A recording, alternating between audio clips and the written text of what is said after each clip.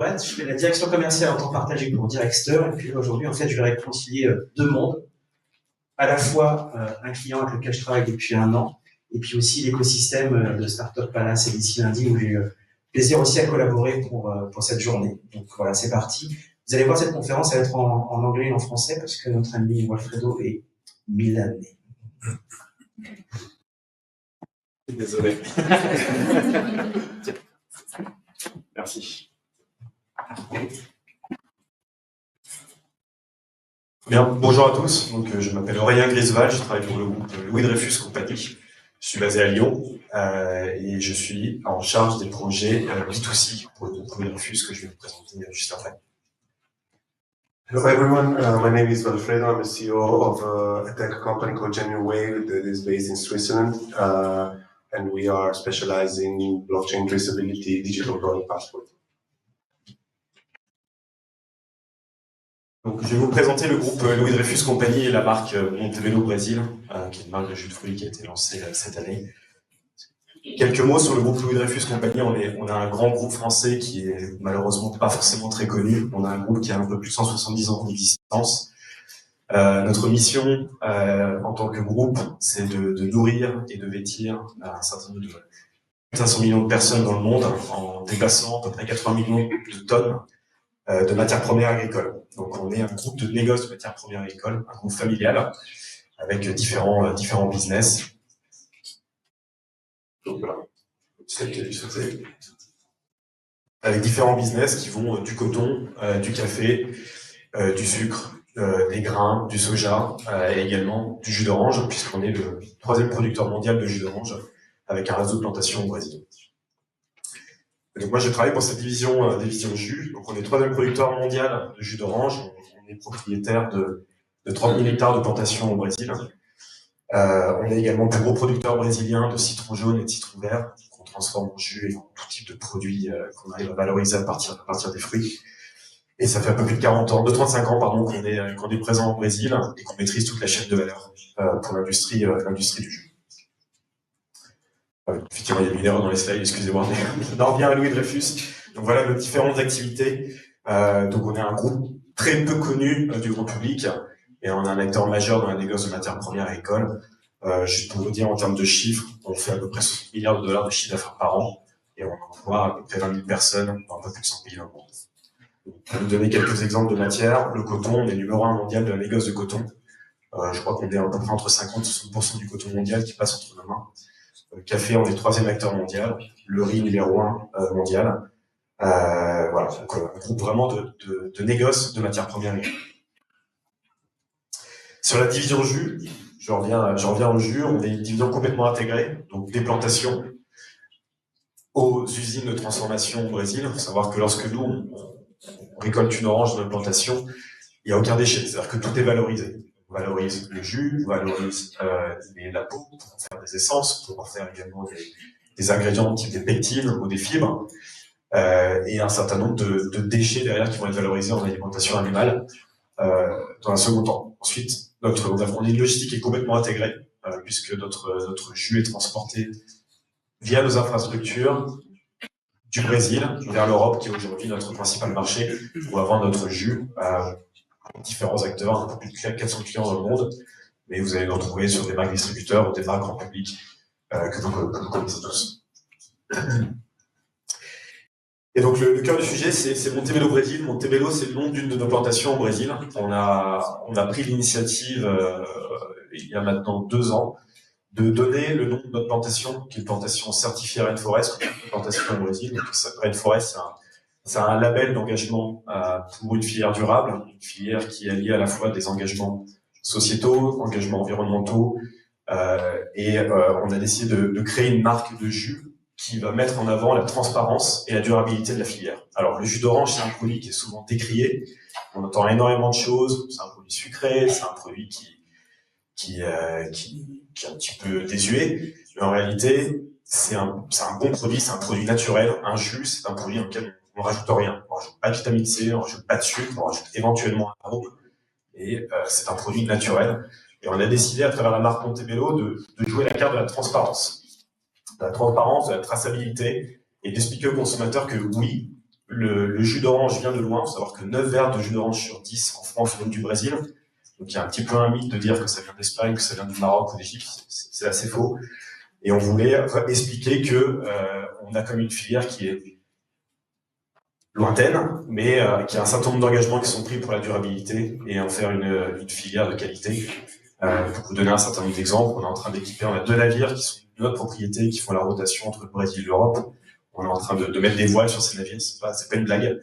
Pour réduire l'empreinte carbone, on est en train de travailler pour réintroduire des abeilles dans les plantations. On travaille aussi pour capter du carbone dans le sol. On fait de l'agriculture régénératrice. Donc on a un certain nombre d'innovations et d'ambitions qu'on essaie de retranscrire à travers la marque Montebello Brésil, qui est arrivée dans les rayons cette année. Donc voilà, quelques photos de notre activité au Brésil. Donc un de mes collègues, André, qui est l'égérie de la marque, qu'on met souvent en avant sur nos communications à propos de la marque. Et la particularité de la marque Montebello au Brésil, c'est qu'on est la première marque au monde à donner une traçabilité entière sur d'où vient le jus d'orange. C'est-à-dire que sur chacune de nos bouteilles de jus d'orange, vous êtes capable de vous avoir un petit QR code qui va vous expliquer d'où vient le jus, de quelle plantation, quelles sont les variétés, quand est-ce que les fruits ont été ramassés, quand est-ce que le jus est arrivé en Europe, quand est-ce qu'il a été embouteillé. C'est-à-dire qu'on explique aux consommateurs toute la filière. On est aujourd'hui la seule marque en Europe à être complètement intégrée vraiment de la plantation, de la graine de l'oranger jusqu'au verre. Et on a décidé de mettre ça en avant avec Genuine et de travailler sur cette trace. Comment elle fonctionne? Je vais vous donner un cas très concret, vous pouvez le scanner. Il y aura des bouteilles à la pause, vous pourrez également faire le test, ça fonctionne vraiment. Donc on a nos 38 plantations, mais on travaille aussi avec un nombre de plantations de tiers. Bon, nos plantations couvrent à peu près 30 à 40% des fruits que nous processons. Et à partir des informations que nous recevons, chaque camion de fruits qui arrive à notre usine est tracé. C'est-à-dire qu'on est capable de revenir, par exemple, Estancia San Rafael, c'est une plantation, on a le point GPS, on a l'identité de la farm, la plantation, quand est-ce que les fruits ont été ramassés, quand est-ce qu'ils ont été emmenés à l'usine, quelles sont les variétés, de quel bloc. Donc là, c'est vraiment la localisation géographique des arbres au Brésil. Quand est-ce que c'était processé, quand est-ce que ça a été expédié,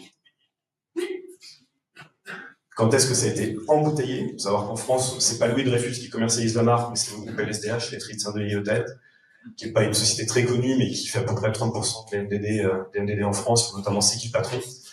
Donc on collabore avec eux, ceux qui commercialisent, distribuent la marque en France. Mais nous, on s'occupe voilà, de fournir le jus et de donner toute la traçabilité et également de communiquer aux consommateurs. Donc là, sur ce batch bien précis, on voit quand le jus est arrivé en France, quel contrat, la qualité, quand est-ce qu'il est arrivé à la laiterie de Saint-Denis Hôtel qui est vers Orléans, quand est-ce que le jus a été embouteillé, vous avez le début de la production et la fin de la production. Ça, c'est les informations, c'est une base de données qui est assez monstrueuse.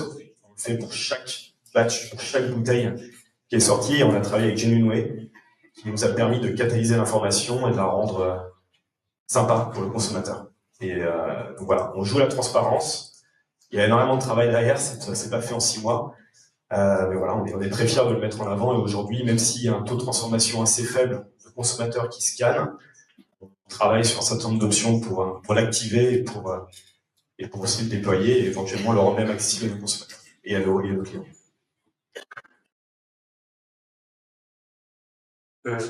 Yes. Thank you. Yeah. So again, sorry, I will do this in English, but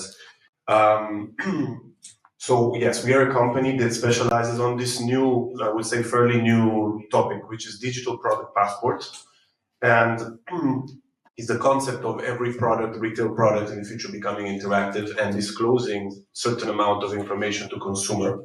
Is a topic of supply chain, but is also going to be a topic of environmental sustainability and circularity. Actually, in all the world, the European Union is leading this innovation. So for this, Europe will be the most regulated region in the world.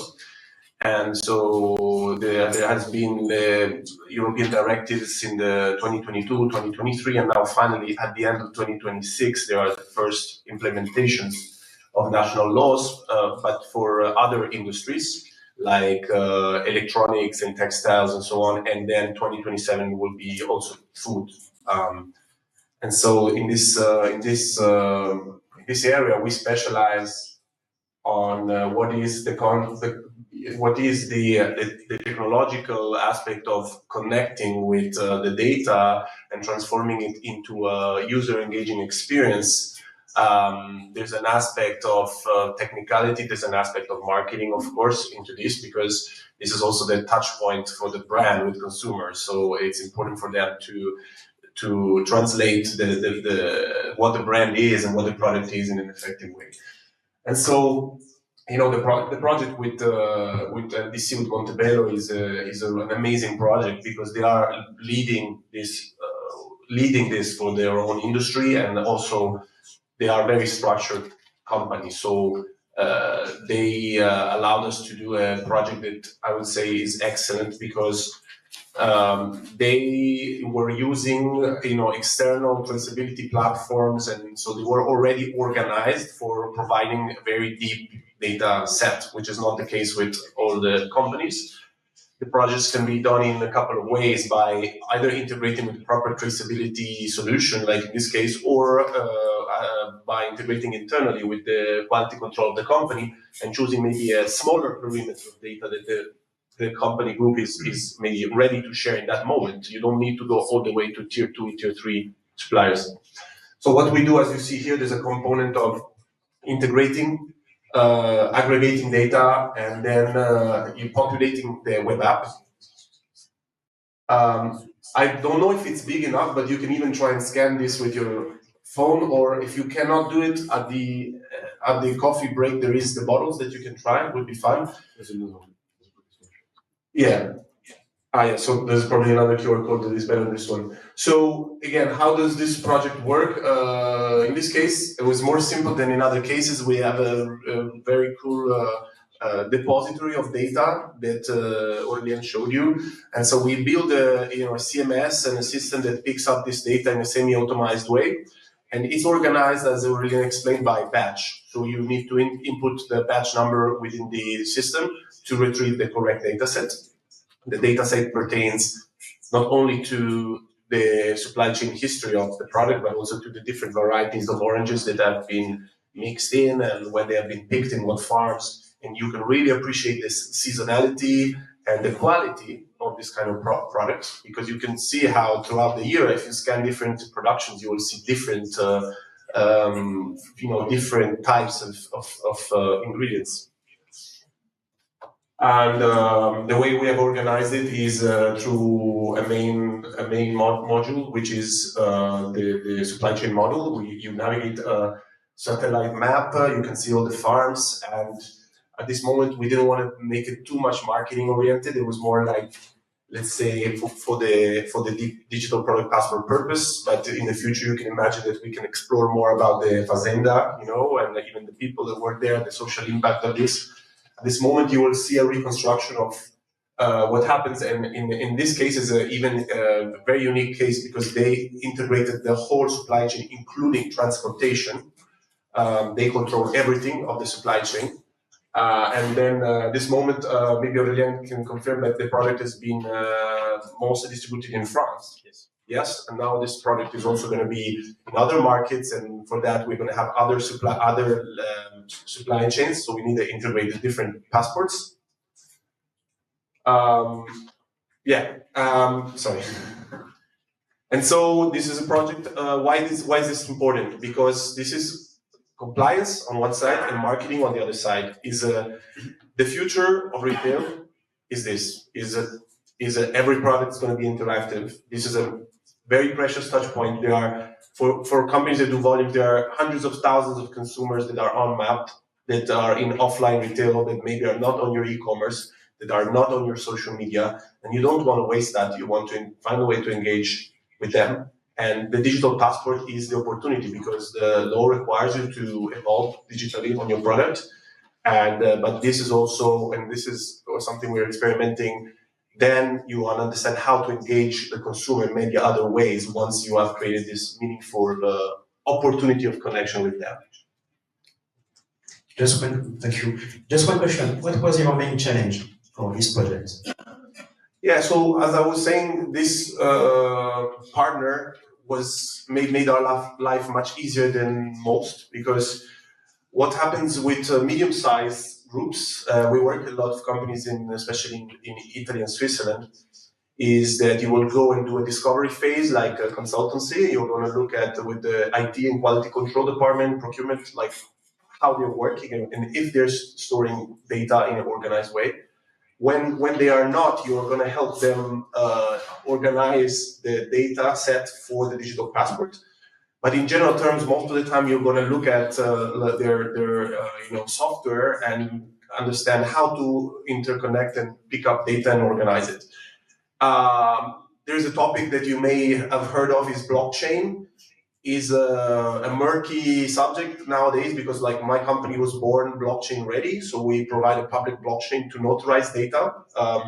The goal of this is to disintermediate the data, create more accountability. As you know, it's a decentralized ledger, but it is not confirmed or 100% sure that this is really required or this is a value added right now.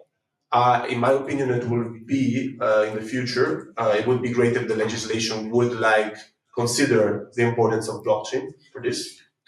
And with LDC, there was not many big technical issues, because really the stream of the project and the data was really clear, and we just had to build a CMS and manage and also, of course, we design the digital experience together with the marketing of the company to make sure that it's satisfying. Pour une question pour toi, Aurélien, ce serait quoi les prochaines étapes de ce type de technologie au sein de Minefus?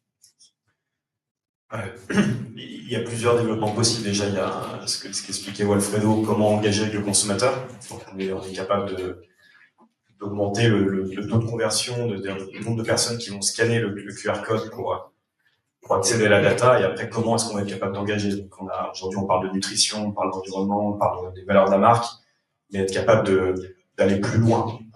Parler émissions carbone, on est en train de calculer tout le cycle de vie d'un verre de jus d'orange, focaliser sur le packaging, mais sur tout le reste. On est aussi en train de regarder comment on pourrait le faire sur le café, ou sur d'autres matières premières qui sont assez sensibles. D'un point de vue consommateur, pour connaître la traçabilité, l'origine. Donc il y a plein de développements possibles. Au-delà de l'aspect marketing. L'aspect marketing est évident, est capable de faire des interactions avec des jeux concours ou capter davantage le consommateur. Mais en fait, l'outil est beaucoup plus puissant que ça.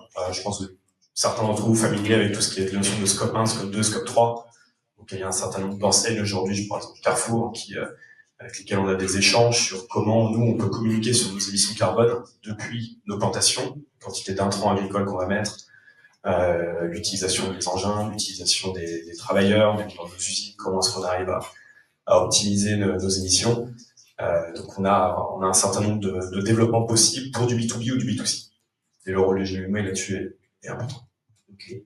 Est-ce que vous avez des questions par rapport à cette présentation?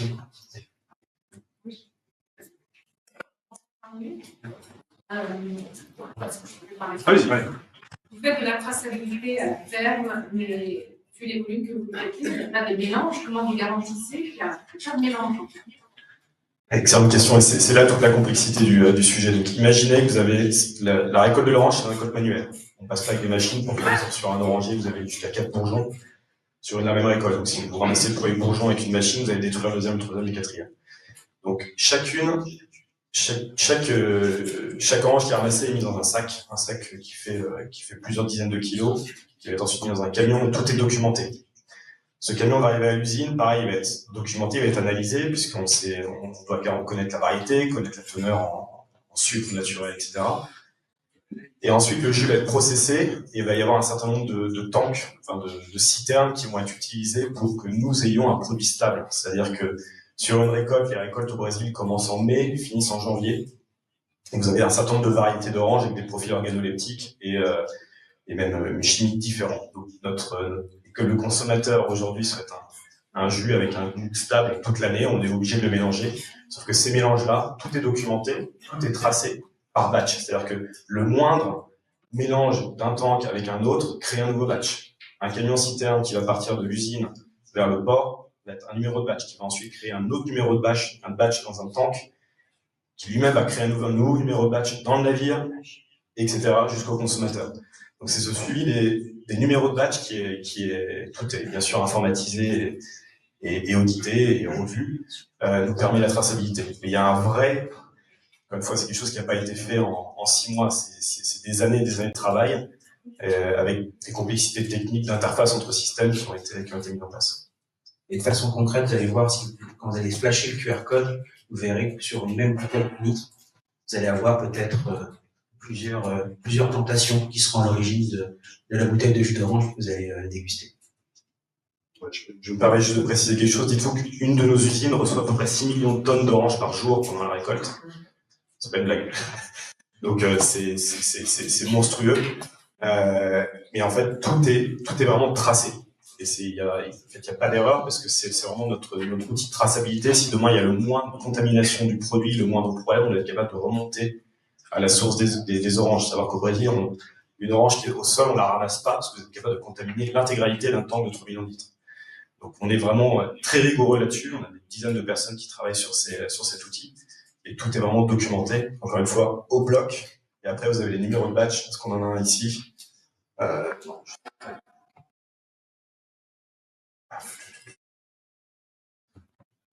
Chaque opération donne un numéro de batch. Et c'est séquentiel. Et ça nous permet vraiment d'avoir une traçabilité efficace. D'où vient la pression que vous avez eue sur la traçabilité pour mettre en place ça? Et deuxièmement, en termes de business, pour vous différencier, qu'est-ce que vous en attendez de cette traçabilité très poussée? Pour répondre à votre première question, le besoin, il est venu en fait de nos clients. C'est-à-dire que en fait, chacun de nos clients a une spécification bien précise, à un niveau de Brix, à un niveau de vitamine C, à un niveau d'huile, etc. Donc nous, on est obligé de faire un petit peu des assemblages de jus, donc d'être capable aussi, dans toute notre logistique, d'anticiper les besoins de nos clients et d'être capable d'avoir le bon produit au bon moment. Donc, la traçabilité, elle vient de là aussi. Et aussi, en cas de problème de qualité, on est capable de remonter d'où vient le problème. Si vous avez un problème, je sais pas, de contamination, ce qu'on appelle ACV, qui est une bactérie qui va donner un mauvais goût au jus, ça veut dire qu'il y a eu un problème pendant la récolte, que des fruits ont été ramassés par terre, ou alors des fruits étaient pourris. Donc ça, c'est des choses qu'on doit être capable de retracer et de comprendre dans notre chaîne de contrôle de ça. Maintenant, nous, qu'est-ce qu'on en attend? Alors, c'est une innovation qu'on a intégrée avec Montebello Brésil. On est les premiers à le faire. Et c'était dans un souci de transparence, mais aussi réexpliquer un petit peu la chaîne de valeur et à terme aussi expliquer tout ce qu'on fait bien au Brésil pour la filière du jus d'orange. Savoir que c'est des milliers de personnes qui travaillent dans cette filière au Brésil. Le Brésil, c'est souvent pareil, c'est un pays extraordinaire, mais souvent critiqué. Et on va être capable de redorer un peu le blason du produit en disant, bah voilà, ça vient du Brésil, ça vient de loin, on a une filière durable, on s'engage, on prend un certain nombre d'initiatives, on veut communiquer là-dessus. On ne veut pas juste se cacher derrière une marque où on ne sait pas d'où vient le produit. Donc voilà. Et ce développement sur l'orange, on veut le faire demain sur le citron, éventuellement d'autres fruits. Juste aussi pour compléter, là je prends la casquette de directeur commercial de Montebello. Quand on est arrivé sur le marché du jus de fruits frais, on était la 4e marque nationale. On était derrière Innocent, Tropicana et Andros. Et la justification pour être référencé, aujourd'hui on est référencé dans toutes les enseignes. La justification qu'on a eue avec l'orange, c'est qu'on était la seule marque nationale à pouvoir offrir cette traçabilité, cette transparence. Et ça a beaucoup joué, en tout cas, et déterminé nos clients à nous suivre sur ce projet-là. Bonjour, moi je me demandais si vous étiez satisfait du taux de conversion que vous observez et quelles sont vos pistes pour l'améliorer. D'un point de vue commercial, c'est bas, je pense. Conversion rate is 1%.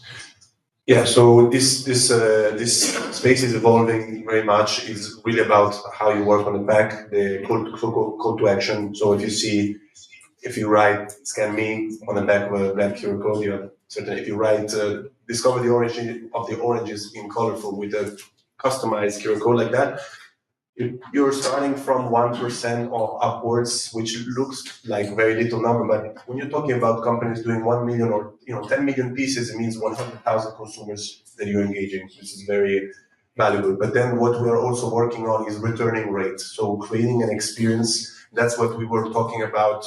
You start from supply chain, but maybe you add in more of a gamification, nutrition game, loyalty program.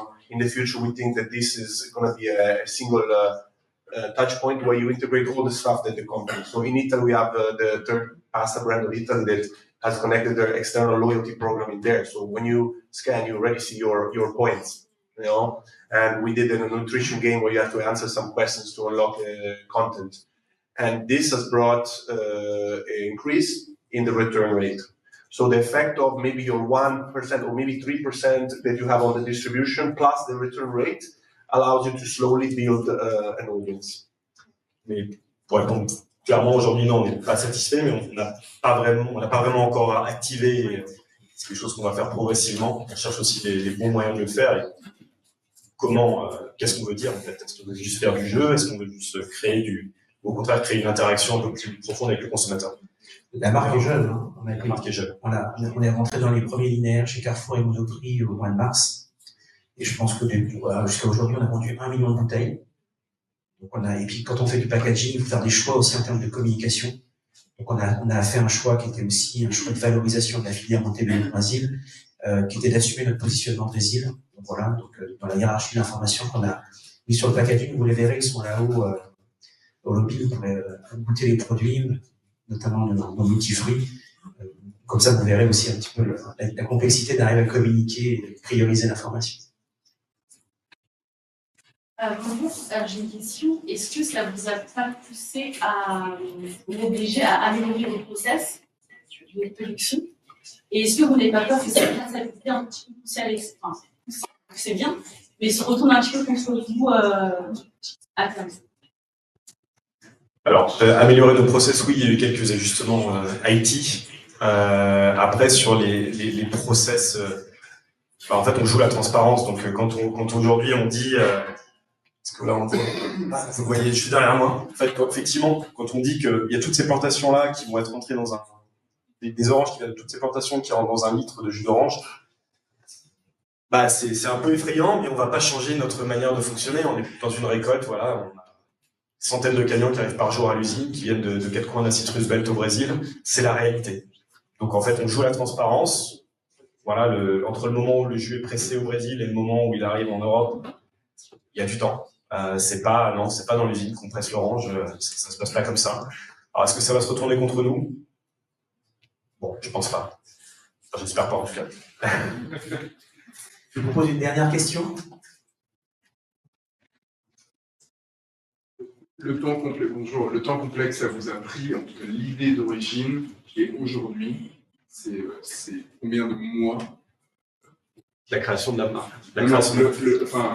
Toute cette idée de démarrer une traçabilité, et aujourd'hui on a un QR code, on scanne, et donc entre les deux il y a une création de marque en plus.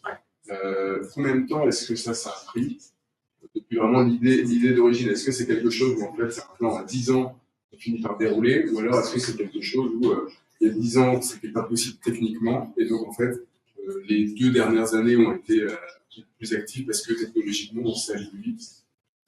Alors, j'ai pas de date précise, mais je pense qu'il y a plus de 10 ans de travail.